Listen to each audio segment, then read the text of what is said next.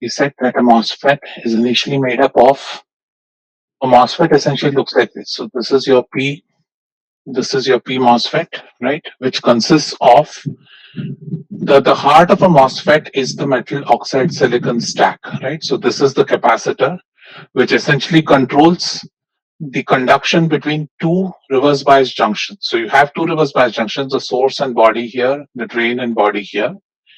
And then this capacitor essentially controls what is happening to the current between these two diodes. So this is a voltage controlled surface which controls the controls conduction of current.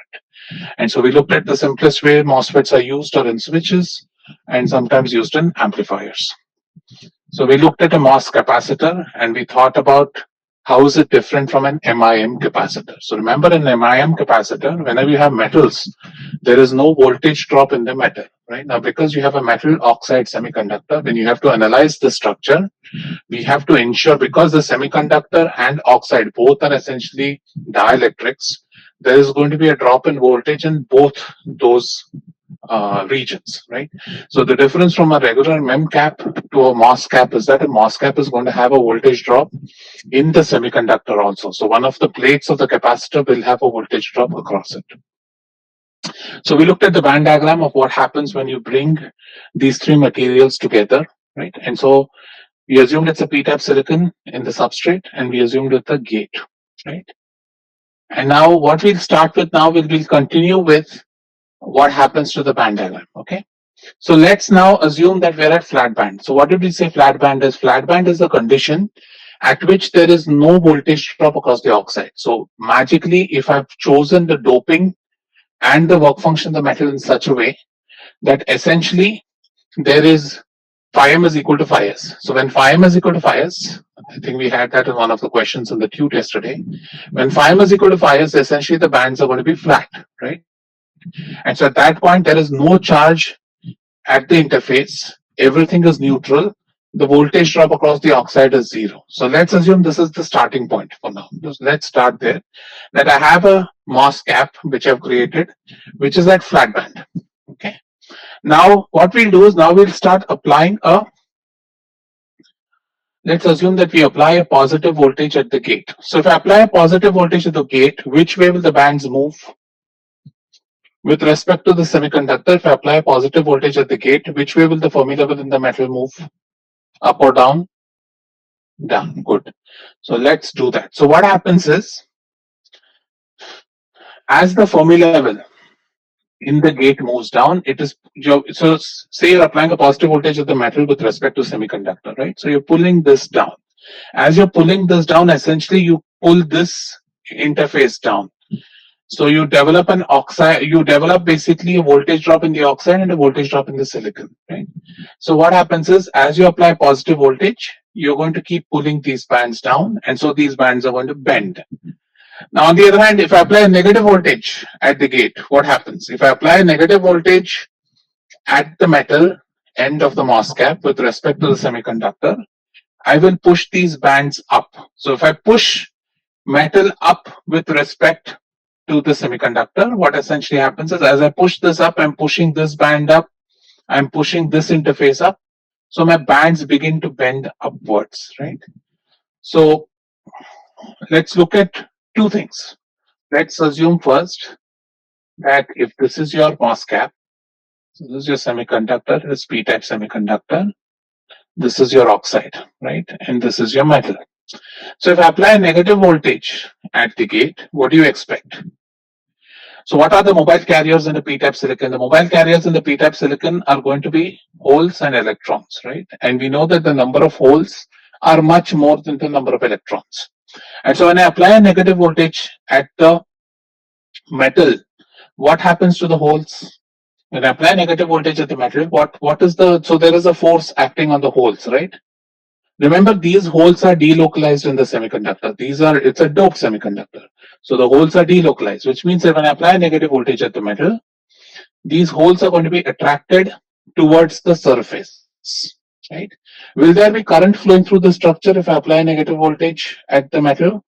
Will a current flow through the structure if I apply negative voltage at the metal? Will a current flow or current won't flow? What does the class feel? And if you say no, can you explain why? What is the assumption you're making here when you say no current flows? Right, Hitarth is right. Oxide will prevent flow. Why is the oxide prevent flow? What is the property of the oxide that does not allow carriers to pass through? So insulator means what, Suhas? You need exactly. There's a huge band gap there and huge barriers, right? If you remember the band diagram of these huge barriers sitting here, right, which are going to prevent any carriers from crossing into the oxide. Plus, the oxide, because of its large band gap, has very little or no mobile carriers within the insulator, right? And so the oxide is essentially a very, very high resistance. It's an infinite resistance sitting in your circuit, right? And so it is going to prevent any electrons, any holes from tunneling through the oxide. So we will talk about special cases later when we talk about what happens when I keep thinning this oxide. But for now, we'll assume our oxide is very thick. And so therefore, we can assume that there is no current flowing. So essentially what happens is holes are going to come and accumulate, right? So what we say is that when I apply negative voltage at the gate, holes, which are the majority carriers, it's a p-type semiconductor, accumulate at the surface. So what you begin to see is that if I were to plot the density of holes in the semiconductor, the density of holes, if I plot this as the density of holes, P versus along this direction in the semiconductor, I will see something like this. I'll see that the density of holes is very high near the surface and it drops down to equilibrium value far away from the surface. Far away from the surface, everything is at equilibrium here, so it will get to whatever P is equal to NA. But close to the surface, I will end up seeing more holes, right? And so what is happening? I'm accumulating holes at the surface. The other way to look at it from the band gap is, from the band diagram is, let's assume that I've applied a negative voltage at the metal, right? So when I've applied a negative voltage on the metal, I'm pulling these bands up. So how will my band diagram look like? So this is your metal work function, right? So this is your EF in the metal, right? Now, eventually you have applied a negative voltage on metal, and so therefore, if you see far away into the semiconductor, there should be a difference in the Fermi level in the metal to the Fermi level in the semiconductor. And that difference is nothing but the total applied voltage on the system, right? And so far inside the semiconductor, you are going to see the Fermi level sitting somewhere here. And so what happens, so if you look at this is how it looks like far inside the semiconductor. So now let's talk about the oxide. When I apply negative voltage to the oxide, which way is the field in the oxide going to be? Suppose I call this direction as a positive x direction. Is the field in the positive x direction or the negative x direction? So in this accumulation, is the field in the positive x direction or the negative x? So if I look at field in oxide, is the field in oxide positive or negative? Negative, right? Because you have a negative charge sitting on the metal, you have a positive charge sitting in the silicon, right? It's accumulated. So which means that electric lines of force are going to be directed from the semiconductor to the metal, right? And so if I look at the band diagram of the oxide, I'm going to have a negative field, right? So negative field means I'm going to have the oxide look like this. And if I see the band diagram, my band diagram is going to look like this, right? So deep inside the silicon, right, I have holes of concentration EI minus EF. As I walk towards the surface, what happens? As I walk towards the surface, I see EI begin to separate from EF, right? That is, it becomes more p-type or more n-type. So if I compare the semiconductor at this point to the semiconductor at this point, near the surface, it's more p-type, right? And so that's what we essentially saw here, that we are accumulating holes. So this is the band diagram of the MOS cap when it is in accumulation mode. So starting at flat band voltage, so assume that flat band, it's at 0 volts, we are at flat band. If I now apply a negative voltage at the gate, then essentially I'm going to accumulate the MOS cap. That is, I'm going to pull holes to the surface of the MOS cap. And so if I were to plot the charge density this way, I will see that my hole density looks something like this. Eventually it will come down to whatever P naught is, right? So if P naught is going to be Ni times exponential Ei minus Ef by kT. Right? This is going to be your total density far away from the surface. At the surface, you're going to see an accumulation of holes. Everybody following the band diagram? Let's look at the case where you do the other direction. That is, instead of applying a positive voltage at the gate, instead of applying a negative voltage at the gate, let's apply a positive voltage at the gate. Arjun, yes, Fermi level will be flat. Why is that? Why is the Fermi level flat? Can you give me a reason? Why do we assume quasi-equilibrium? So we assume quasi-equilibrium here because we are essentially, so remember, when the Fermi level equates, we say that electrons and holes can move and can combine together, like they can move from higher potential to lower potential, right? Now, in the case of a MOS cap, even though you applied a voltage, right? Even though you applied a voltage, so it's technically supposed to be in steady state, but the reason is because there is no current flowing in this direction. Right? If you look at this direction, there is no current flowing in this direction. So along the direction of the MOS cap, I can assume that it is in quasi-equilibrium. So this approximation is known as a quasi-equilibrium approximation. Remember, when we spoke about equilibrium in the diode, we said that there is no applied voltage, right? Whenever we wanted to look at the PN junction in equilibrium, we said that the applied voltage is zero, but here the applied voltage is not zero. It is some negative quantity, but we are still invoking that the Fermi level within the semiconductor is roughly a constant, right? And that is because of the fact that we don't have any current flowing in this direction. So within this semiconductor, things are at quasi-equilibrium. Saksham, we'll do all this, your real life thing and all, we'll do in a bit, and all of it in next semester also when we do circuits.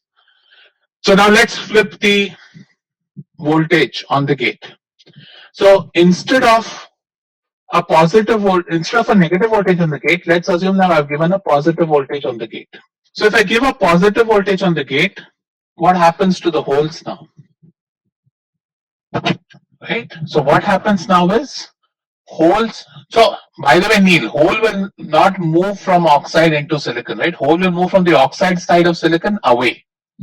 So what we are essentially doing is, if a hole is sitting at this near the surface, because of this positive voltage applied on the gate with respect to the semiconductor, there will be an electrostatic force on the hole tending to push it away. So essentially what you're going to happen is you're going to create a depletion region, right? So because of the fact that you're applying a positive voltage on the gate with respect to the semiconductor, what you're doing is you're depleting the surface. So a positive voltage on the gate depletes the surface of holes. So this is hence known as the depletion mode. So when a MOS cap is biased with a small positive voltage, then we call that it's in depletion, right? And so how will the band diagram look like? So again, you always start with flat band. So from flat band, I want to go into depletion, which means I need to apply a positive voltage on the gate. So when I want to apply a positive voltage on the gate, I'm going to pull these bands down, right? Because I'm going to reduce the electron energy. So which means that now my gate is going to be pulled down. So again, which way will the field in the oxide be now? Will the field in the oxide be in the positive x direction, or will it be in the negative x direction? Positive x, right? And so what you see now is that if you now draw the Fermi level, this is your Fermi level in the metal, you're going to have an oxide where the field in the oxide looks like that. And again, let's look at the Fermi level here. Deep inside the semiconductor, this is how the bands look like. And this is your EI, right? And as you apply a positive voltage, you end up getting a diagram that looks like this. So you see that now, if you look at EI and EF, as I walk towards the surface, I begin to see my EI and EF get close together. So my whole concentration is going down. So if I were to plot the charge density, how will the charge density look like? So remember, now that we are depleting, you should immediately think of a depletion layer. So what we'll do here now is, we will invoke the depletion approximation. So we will say that when we are depleting the surface, we will talk about the depletion approximation. And so we will associate this with the depletion layer W, right? And we'll say that W is going to be a function of the, so this W is going to be a function of the applied voltage, right? Depending on, as I apply more and more voltage, my W is going to increase, right? And so this is a p-type semiconductor. So if it's a p-type semiconductor, if I'm going to deplete a p-type semiconductor, what kind of charge will be left in it? If I deplete a p-type semiconductor, what is the kind of charge I'm left inside? Negative charge, right? It's going to be Na minus. So what you'll see is that the charge looks like this. This is Na minus. There's going to be a depletion region here. Now, so there is a negative charge here. This system should be electrically neutral. So where is the positive charge equivalent to it sitting in? Correct. System has to be charge neutral. So where is the positive charge in the system? Correct, right? So if I were to draw the positive charge, it is going to look like that. So this is going to be the charge in the metal, which is going to be equal to the total area under the curve, right? Are you following? And so this is how, so now you know how to solve a problem like this, which is what we'll do later in the class. But this is a problem which you have looked at before, right? This is the depletion region in a PN junction. So by solving Poisson's equation in the p-type semiconductor, I should be able to relate how to calculate W given a voltage, right? So we'll do that. Okay, so now let's assume the MOS is in depletion, right? And I keep applying more voltage. So as I keep applying more positive voltage on the metal, what happens? I keep pulling these bands down. As I keep pulling these bands down, I'm pulling this surface down, I'm pulling this surface down. So as I pull this surface down, what happens? I'm going to start pulling these bands further down. So eventually what happens is, as I keep increasing the voltage, at some point EI will cross EF, right? So at some point the field increases in such a way that we start seeing the surface get inverted. So when EI crosses EF, right, it means, remember, EF is below EI, so it's a p-type silicon, that is, holes are a majority. But at the surface now, as I keep applying more and more positive voltage, eventually EI will cross EF, right? And so the surface becomes rich in electrons, right? So how will the band diagram look? Let's look at the band diagram. As I keep applying more positive voltage, I will end up seeing a whole electric field in the oxide which looks like this. This will be my metal. This will be my Fermi level. This is your EC and EV. And so what happens to the inversion layer? If you look at EI begins to do this. So what you see is that your bands begin to look like that. Right? So further deep inside the semiconductor, this was a p-type semiconductor. At the surface now, your your EF has gone higher than EI. Right? And so the surface is inverted. And this is the mode, which is the most important mode, which we'll always assume. When we say a transistor is turned on, right? When we say the transistor switched on, it means that there is an inversion layer created. So we'll talk about inversion. So we always talk about, when you're going to use a MOS as a switch, we will say when the MOS is in accumulation or when the MOS is in inversion, right? Those will be your two stages. So now so if I ask you what happens at inversion, right? So if I ask you to plot the charge profile at inversion, how will the charge profile look like? So remember, at inversion, if you look at this region, right? Even in this region, there's a depletion region. So if I plot the charge as a function of charge density, there is a depletion region, right, which is Na minus. And then additionally, you'll have this inversion, which is going to happen here. So there is an inversion layer here. And so you have a charge. Now, let's define what is inversion, right? So if I talk about the charge density here, the charge density deep inside, or the hole density deep inside the semiconductor, is proportional to exponent of EI minus EF by KT, right? So this region here, this is the total, the exponent of this, that is proportional to the total number of holes, right? So what you see is that this distance in the band diagram is proportional to hole distance. So we call the surface as inverted. EF minus EI at the surface is equal to mod of EI minus EF, whatever, right? Or in the bulk. Right? So when the Fermi level at the surface is about the same distance from EI in the other direction compared to what it was in bulk, then we say that inversion is achieved. So what does it mean? So that means at the surface, number of electrons is equal to the majority hole concentration, right? So this means it's right at the surface, then the hole concentration, the electron concentration is the same as the hole concentration in the bulk. So which means that the surface is of the same doping concentration as the bulk, only thing it's flipped in its type of concentration. So from being a hole dominated semiconductor in the bulk, the surface has now become an electron dominated semiconductor, which is inversion. Okay, and so when an inversion there is created, then you see this large charge density sitting in inversion.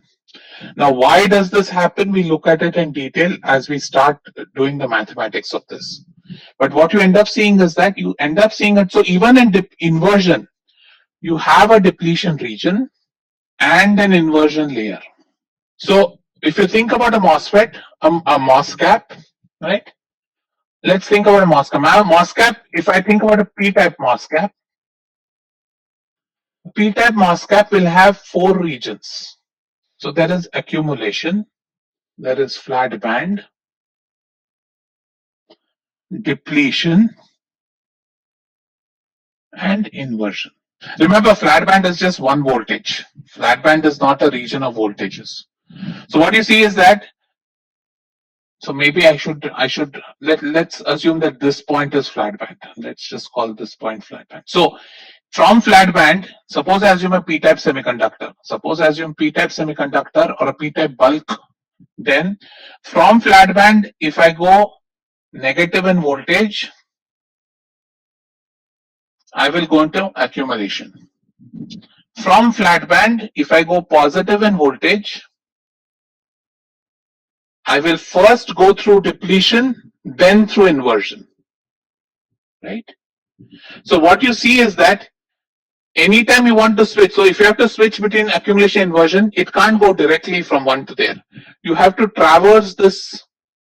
So if I'm going to apply voltage, right, as I apply a more negative voltage, I keep pushing it into further and further into accumulation. If I apply a positive voltage, I will first push the MOS cap into depletion and then into inversion.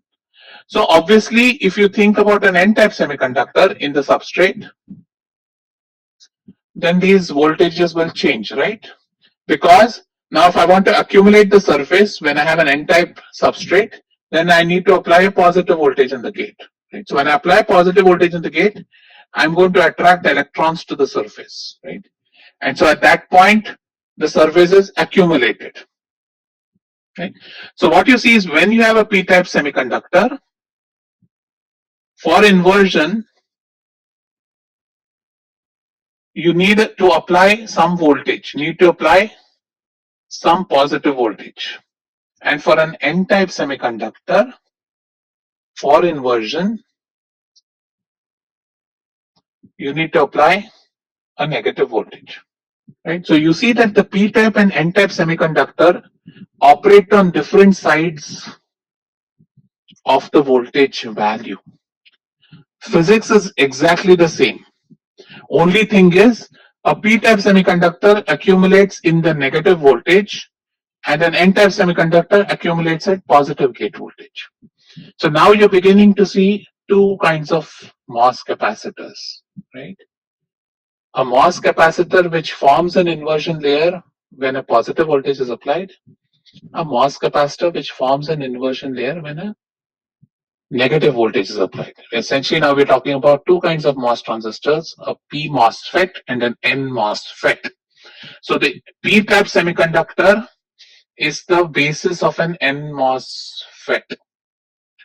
That is, it will be inverted at a positive voltage. So this voltage at which the channel inverts is known as the threshold voltage, right? So this is known as the threshold voltage of the MOSFET. That is, when VG is greater than VT, I know that there is an inversion layer present. When VG is less than VT, there is no inversion. Okay, so remember, when a P-type semiconductor exists, VT is positive. And at a negative, and VT is negative in the case of a N-type semiconductor. So this is the fundamental difference between a P MOSFET and an N MOSFET. And so now you'll begin to understand why in DD we drew gates where PMOS was sitting in VDD, NMOS was sitting near ground. Right? Slowly, in the next few lectures, you'll begin to appreciate why that was the case. And the reason is primarily because the N MOSFET has a positive threshold voltage, and the P MOSFET has a negative threshold voltage. So Arjun, when EI doesn't, when the magnitude is not equal to EI minus EF in the bulk, we call it as weak inversion. I'll talk about that. So we'll generally break this depletion into depletion, weak inversion, and strong inversion. So we'll say that the surface is in strong inversion when the previous condition is reached, right? So when this condition is reached, we will call it as strong inversion. When, as you say, when just EF crosses EI, we'll call it as weak inversion. And otherwise we'll call it as depletion. But for all, when we start dealing with this in circuits we'll normally assume VT to be when it is strongly inverted, because at that time the resistance of the channel drops drastically. And that's what we want, right? Because we want the MOSFET to operate as a switch. So we want the MOSFET to have a low resistance when it is inverted and to have a high resistance otherwise. And so that is, so when we deal with circuit design, when we deal later with MOSFETs, we'll always talk about strong inversion. So when I say threshold voltage, it's always at strong inversion. But we do have this concept of weak inversion in the case when the surface is slightly N-type compared to the bulk. Okay. So please remember this gradation. It's always accumulation, flat band, depletion, inversion. Right? And you have to traverse through them whenever you want to get from any bias point to a different bias point. All right. So now let's spend some time in the depletion. Let's try and extract how to calculate, numerically calculate what the depletion region width is, what the threshold voltage is. We should be able to find a model for that, right? So let's, Hitat will do this, you'll understand. That's what I'm going to do. We are going to basically use what you learned in PN junctions to model the MOSFET. All right. So let's recall what the charge profile looks in depletion. So remember, when you have depletion, let's just assume it's a, so we are again assuming the same, that it's a P-type semiconductor. Again, a good exercise for you guys would be to repeat all I've done in class with an N-type semiconductor to help you understand how to draw band diagrams, how to look at the complement or the complementary structure, right? If you will, this is what we're doing all this for a P-type semiconductor. Go home and try to do the same for an N-type semiconductor. So P-type semiconductors and depletion. So when you think about in depletion, So again, let's start with, this is metal, this is your oxide, this is your semiconductor, right? So what I'm going to do is, when I'm going to start my Poisson equation solution, I'm going to assume that my origin is here, right? And I'm going to assume this direction to be positive. So as I go deeper into the semiconductor, it is a positive X direction. Again, I'm setting it up to be a 1D problem. I'm not going to worry about 2D. Like a PN junction, I'm setting this up as a 1D problem. So in depletion region, we know that it is associated with some depletion width XD, or let's call it W, whatever works for you guys, right? Again, we assume a constant doping concentration in the semiconductor. So we'll say it is constant uniform doping concentration of Na, right? And then equivalent to that, we are going to have charge in the metal. And the charge in the metal is going to be equal and opposite to the charge in the semiconductor. Also, in this assumption, what we say is there is no charge in the oxide. Right? Everybody following? So if this is your charge profile, how would the field profile look like? So how do I find the field? So tell me, how will the field profile look in the semiconductor if this is your charge? Right? Yes, sir. I have a doubt that how is the assumption of this abrupt change in concentration justified? Shouldn't it be decreasing continuously from the surface to deep into the? No. So we said, so what, that's why I said depletion approximation, right? In reality, it is going to look like this. So the same thing can be said for a PN junction. Now, why did you agree to me in the PN junction? How did you make peace with that? Sir, but here there's no actual doping. There is no, in the semiconductor there is doping, na? It is p-type doped. Yeah. Right? So it's the same logic that we applied for a depletion region in the PN junction, right? In reality, if I were to plot the charge profile, right? If I were to plot, let's assume this is negative rho, right? In reality, the charge profile would look like this. It does have a slope, right? But what we do is we call this the depletion approximation, and we say that I'm not going to worry about the slope, I'm going to call it this. And that is what the depletion approximation is.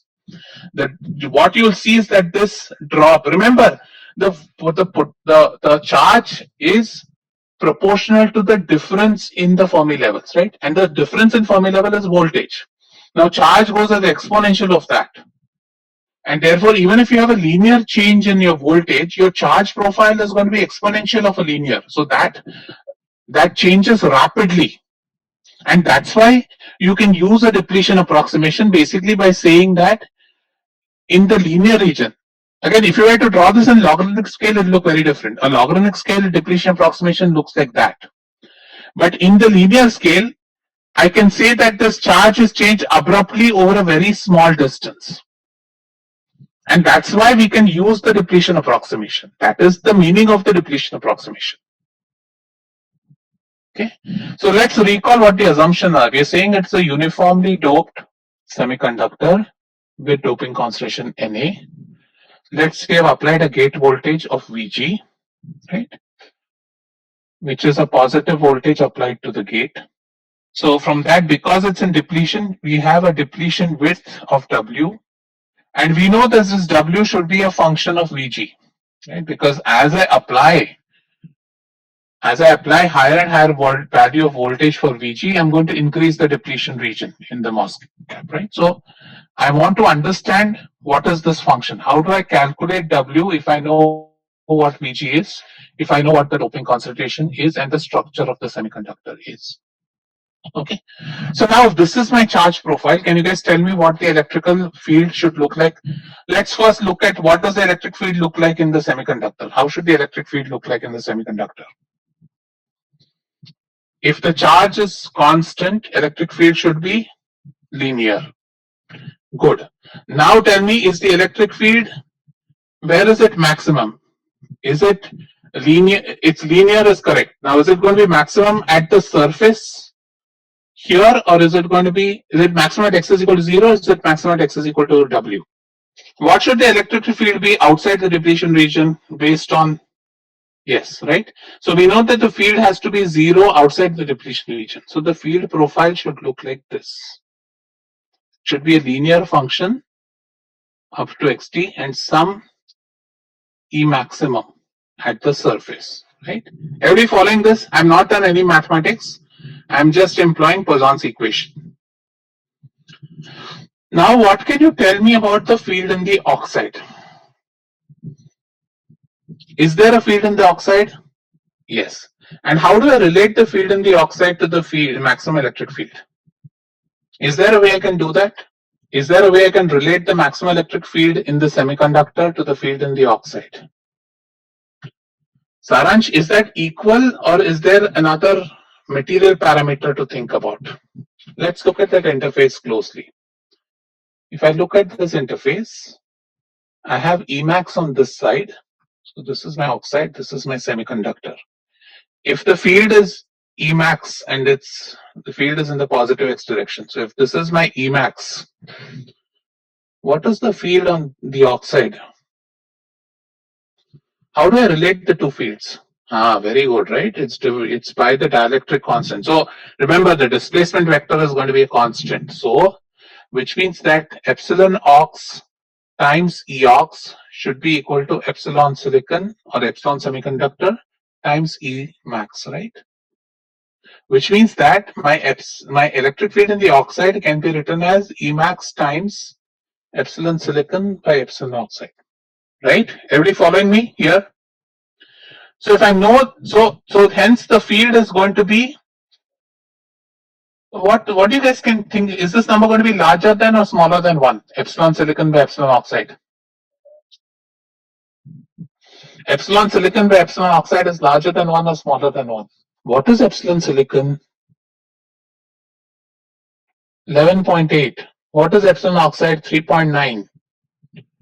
So what is epsilon silicon by epsilon oxide? Larger than 1, na? And so the field in the oxide is going to be larger than the maximum electric field. So it is going to look something like, now what is the field profile in the oxide? Is the field profile in oxide constant or linear? Constant. Very good. So this is how the field is going to look like. I'm going to have a constant field in the oxide, right? So if I think about the field profile, and then in the metal, obviously there's no electric field in the metal, so the electric field profile will essentially look like this. So everybody following, the electric field profile in the structure looks like constant electric field in the oxide and then a decaying electric field in the silicon.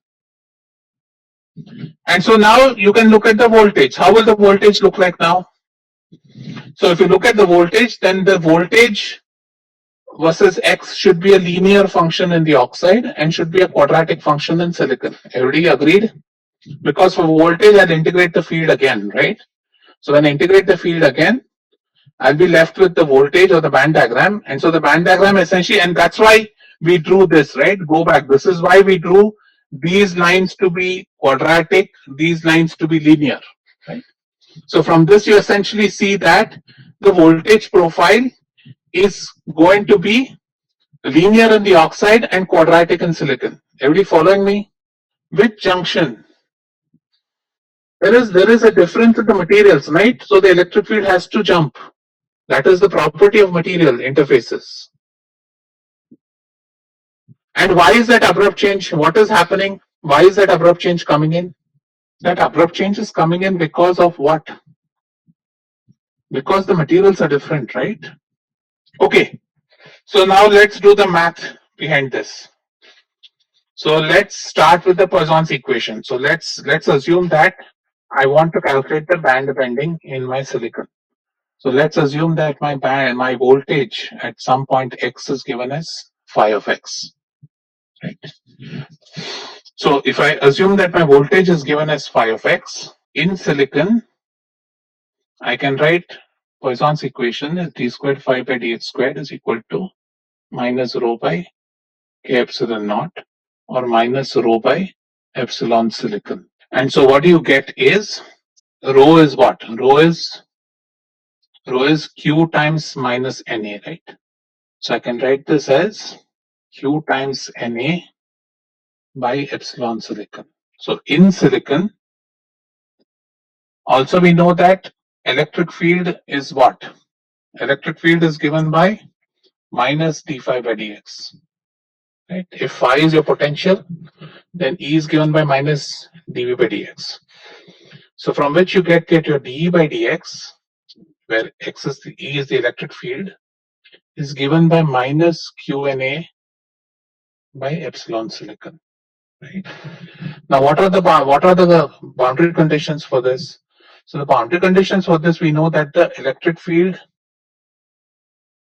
if I assume the depletion width is some W, then the electric field or XD at x is equal to XD should be 0, right?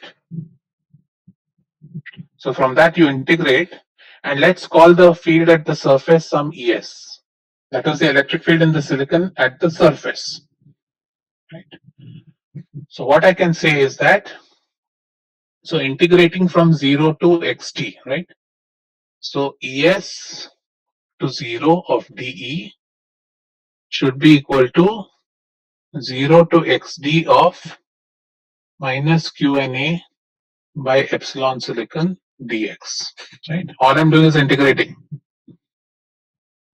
So from which I get that my ES, which is the surface electric field, is given by QNA XD by epsilon silicon. See, this is very similar to the PN junction. We're not doing anything different, right? This was exactly how we derived the field in the PN junction, right? So using the same concepts here, integrating the electric field. So using Poisson's equation, we get first differential of electric field is the charge. So to get to the electric field, we integrate the charge. Right? So at any point, so instead of XD, suppose I use at any point X. So at any point X, I can write my electric field as QNA XD by epsilon silicon times 1 minus X by XT. Right? So what I see is basically my electric field is a linear function of X, and it drops to 0 at the edge of the depletion region, and it is maximum at the surface, right? So if I do that, now if I want to find the potential, what I have to do? So from potential, phi of x is given by minus d by dx. E is given by minus d phi by dx. So if I want my phi, I need to integrate minus e dx. Correct? So when I do that, you guys can do the math at home, or what we have to do is very simple. Phi of x can be written as minus integral xd to x. Suppose I want to find phi of x at any value x of QNA xd by epsilon silicon times 1 minus x by xd, which gives you phi of x as QNA